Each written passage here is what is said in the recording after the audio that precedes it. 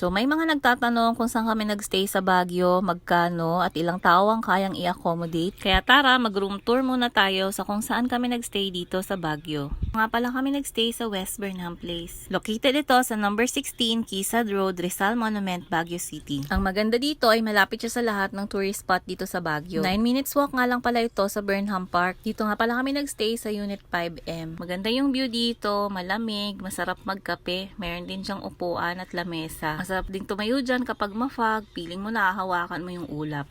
Sa lobby nga pala ng kondo, may mga sopa dyan na pwede kang maupo. Andyan din yung kanilang reception. At ang pinakagustong gusto ko dito, bago ka makalabas, merong malaking mirror dyan. Pwede ka mag-picture ng iyong outfit check. So 5K per day nga pala ang stay namin dito. Kompleto sa gamit, may rep, may stove, may lutuan. Kaya pwede kang mamalengke at magluto kung gusto nyong magtipid. Meron din ngang veranda na magandang view at masarap magkape. May TV,